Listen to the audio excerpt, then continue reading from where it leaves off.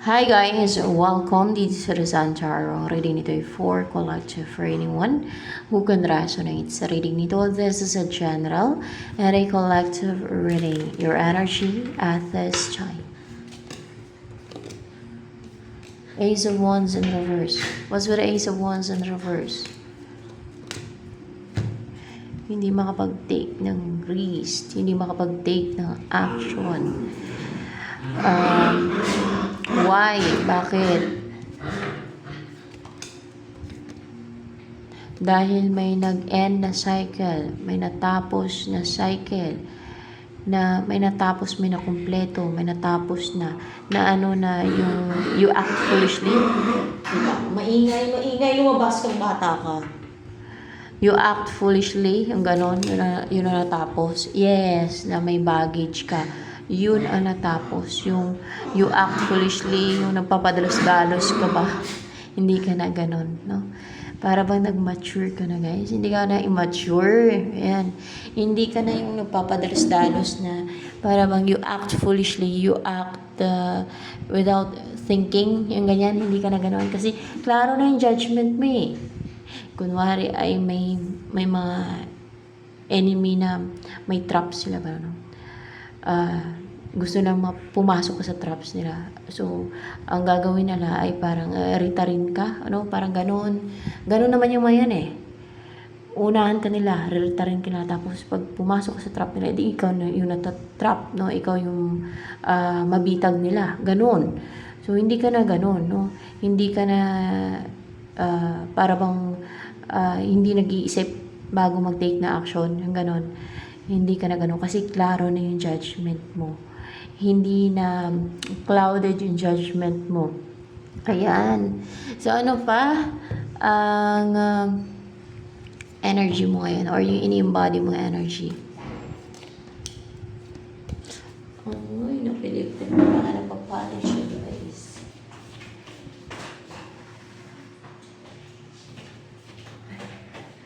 Emotion and intellect. Balance yung emotion and intellect mo. Balance eh. Hindi siya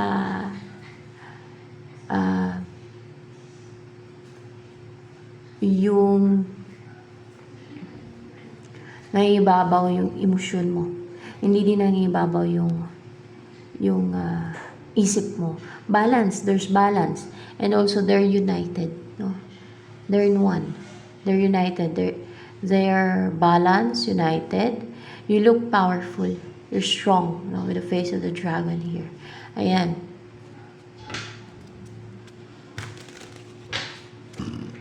And with this card, nakapaglagay ka ng boundary niyan. A healthy boundary. Oo. Nakapaglagay ka ng healthy boundary niyan. Kasi hindi ka na pati yung padalos-dalos na yung hindi nag-iisip, no? Makapaglagay ka na din ng healthy boundary as well. Ayan. Anong message ng angels for you? Believe in yourself when there's nobody else. You know how to survive. Take your hands, take your hearts. Don't lose your faith. Spring, your desires fully manifest as the flowers begin to bloom. Sa spring daw, yung desires mo ay ma-fully manifest as the flowers begin to bloom. Pag nagbukad ka na yung bulaklak ba? Ganon. Ayan. Ay, wag ko na isama to. Ano naman next na mangyayari sa'yo? Tingnan natin. Ay, tahimik. Ay, kaingay. Magiging, ano ka eh, para bang you will offer help. No? Para bang ano ka, parang maladyosa. Oh, ay, hindi. Hindi maladyosa. Parang maladyosa. Para bang ano,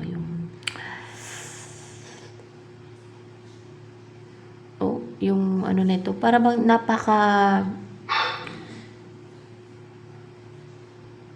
mahabagin. You offer help. You will offer help, a helping hand. O sabing tumahimik ka ng bata ka, ang ingay mo talaga. Tumahimik ka. Ay, hindi ko gagawin. Tumahimik ka. Ay, hindi. Patan nila ako siya. Ay, bumaba. Parang palo ko. Shhh! Pasaway. Dito ba kayo umihi? Naku, 14 bibit yung higa. Mamanghi. Ano pa? Ang parang so calm lang, no? Calm yung personality mo, relaxed, and so loving. Napaka kind-hearted. Ganun. Ano pa? Yung magiging energy mo. Hindi. Ano pa yung magiging ikaw? Tingnan natin, ha? Dito na sa isa. Ano pa yung magiging ikaw? Tingnan natin kung ano yung magiging ikaw. Kasi may close na cycle. Oh. Palang. Upright ba to? In reverse. Eto, in reverse. Ano yung magiging ikaw? Eto.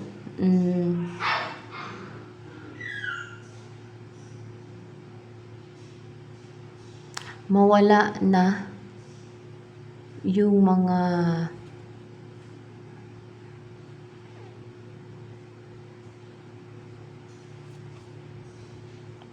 ano tong Two of Wands in reverse na yan, mawala na daw yan, na hindi mag-succeed.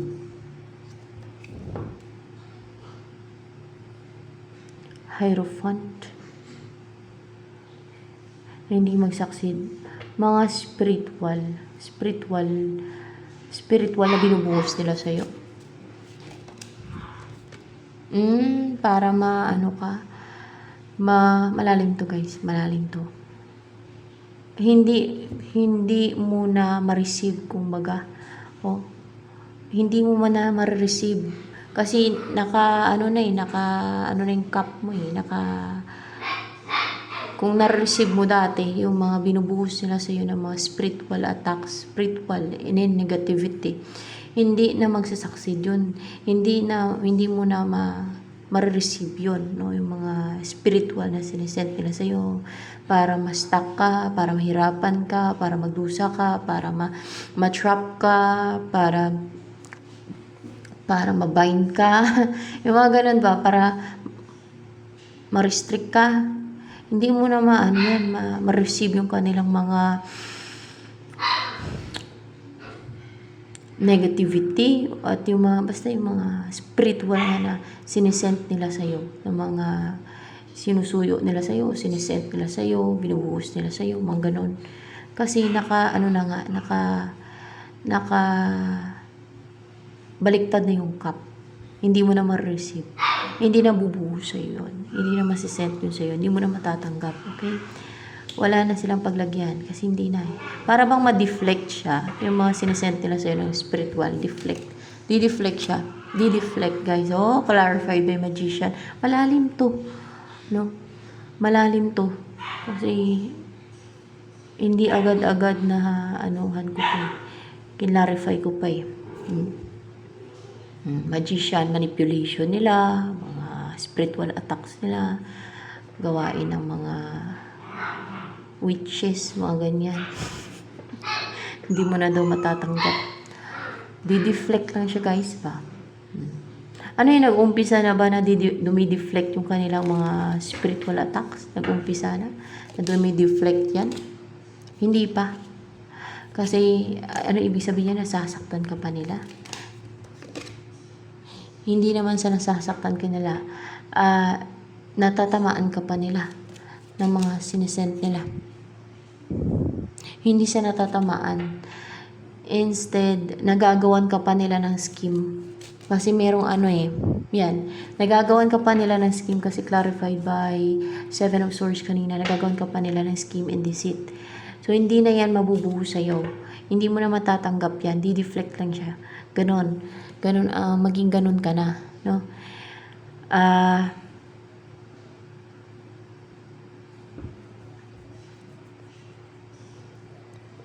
yan ang next na mangyari daw sa'yo. So, ano pa? Kung protected ka na talaga, fully protected ka na. Ganon. Ano pa ang next na mangyayari sa'yo?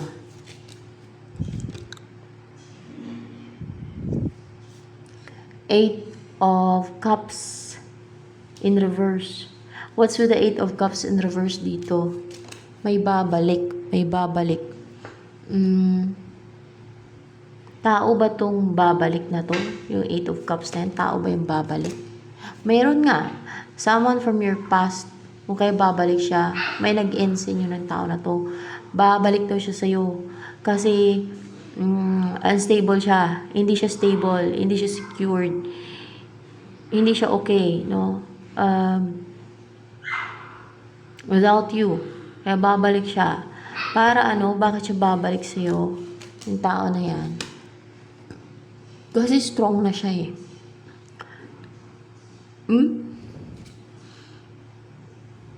Matatag na siya. Strong na siya. May inner strength. May inner stillness na siya. Brave na siya, guys. Hindi na siya duwag.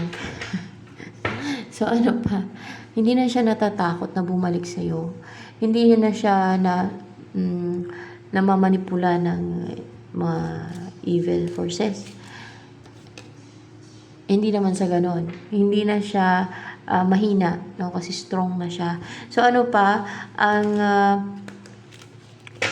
ini-embody na energy nitong person na babalik sa'yo. Ano pa ini-embody niya yung energy? Babalik talaga siya, guys.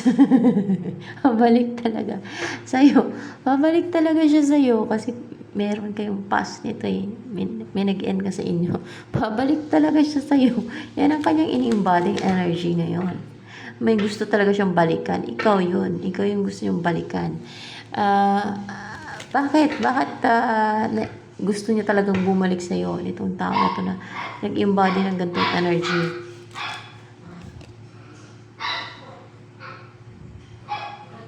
Upright ba tong Lover's card? In reverse. Kasi, naghiwalay sila ng karelasyon niya. Ganun ba yan? Oo. Kasi naghiwalay na sila ng karelasyon niya. May karelasyon pa na siyang iba. Tapos naghiwalay na sila. Kaya gustong-gusto niyang bumalik sa'yo. Ayan. Pasensya na stuta ako. Maingay. So, ano pa?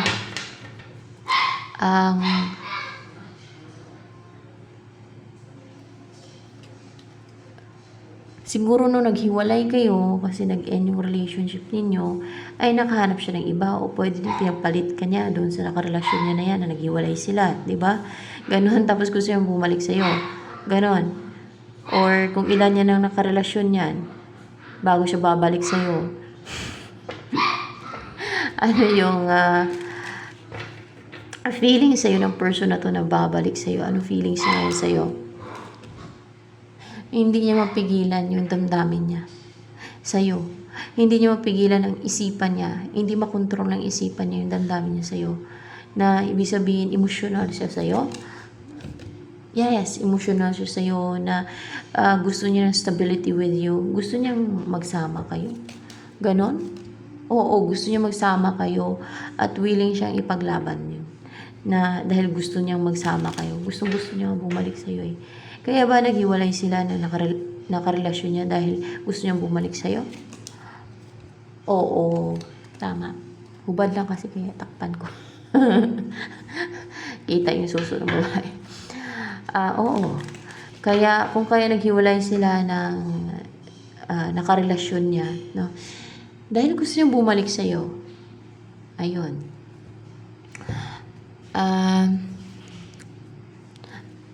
Ano ang gustong sabihin sa'yo ng person na to na babalik sa'yo? Anong gusto niya sabihin sa'yo?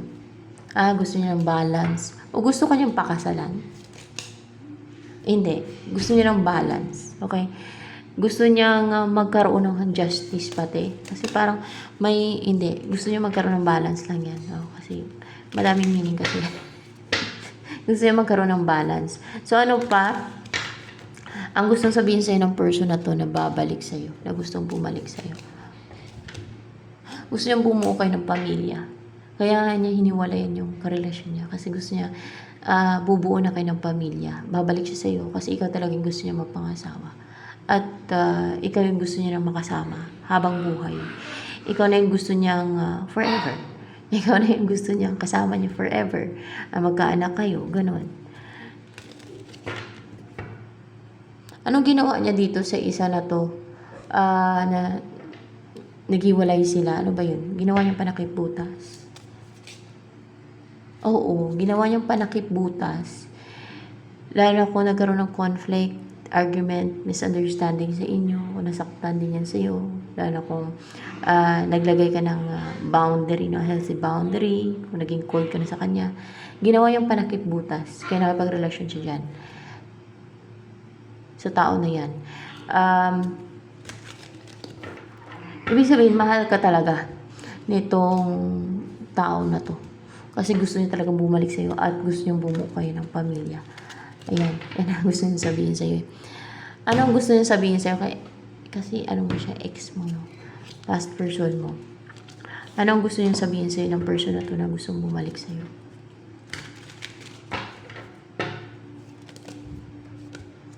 Yeah. I want to be more than friends. Gusto niya ng hindi kayo friends na lang. Siguro sinabi yung friends na lang kayo o baka nagkasundo kayo ng friends na lang kayo or gano'n na lang ang turingan nyo kasi di ba nagwalay kayo, may nag-end sa inyo, gano'n. O gusto niya ng more than friends.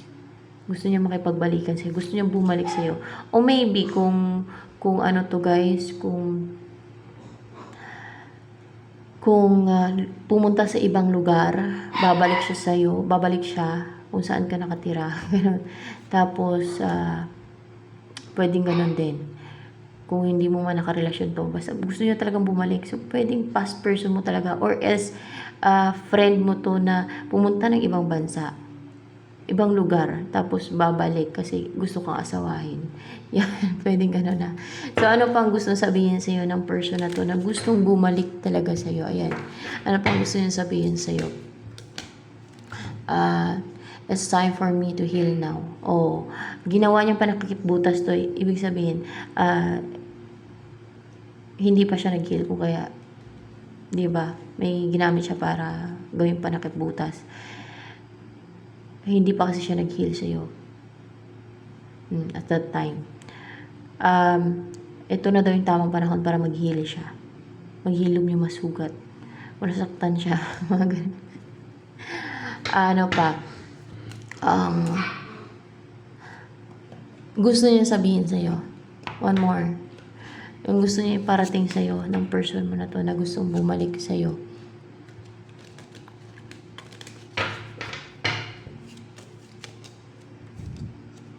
Gusto kanya mapangasawa talaga guys. Queen of Pentacles.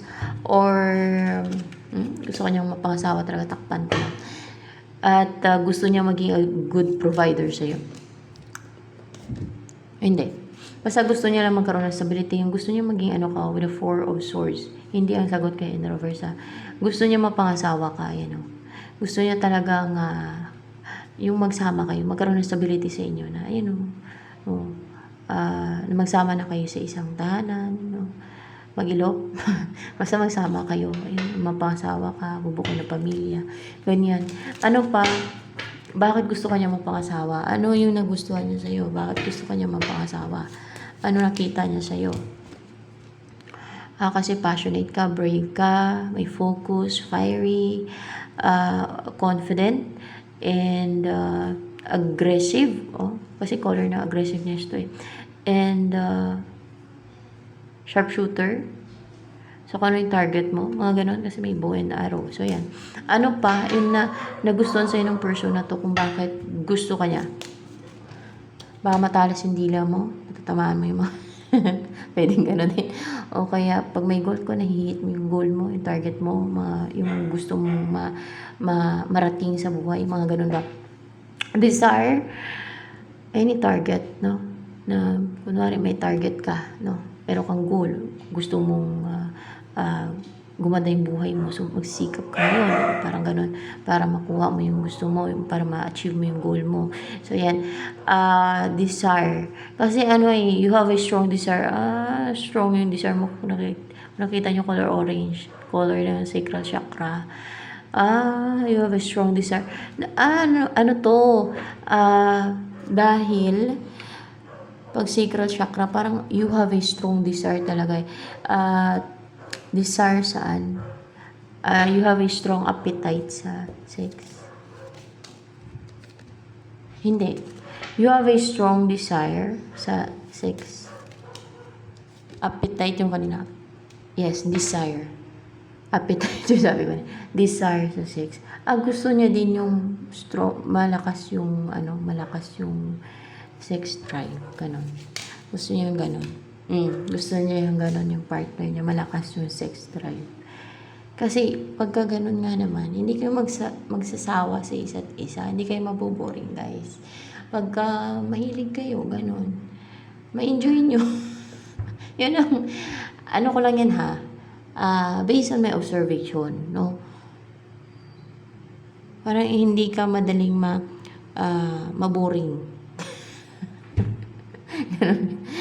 Hindi kayo magkasawaan pag strong yung inyong sex drive, yan. Kaya color ng, sacral chakra. Baka may nangyari na sa inyo, or else kung wala man nangyari sa inyo, tingin niya ganun ka. No? So, yan.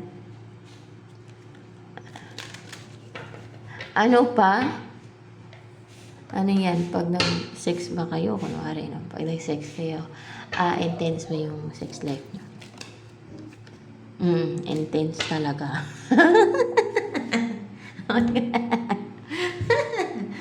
Oh my gosh. Yes daw. Oo daw. Intense daw. Hot and spicy. Intense nga. Intense. Ano yan? Extreme. Extreme? Extreme talaga, guys. Natatawa talaga pag ganyan. Medyo bastos, pero nakakatawa. Basta lang. So, ayan guys, ito na lang for collective reading.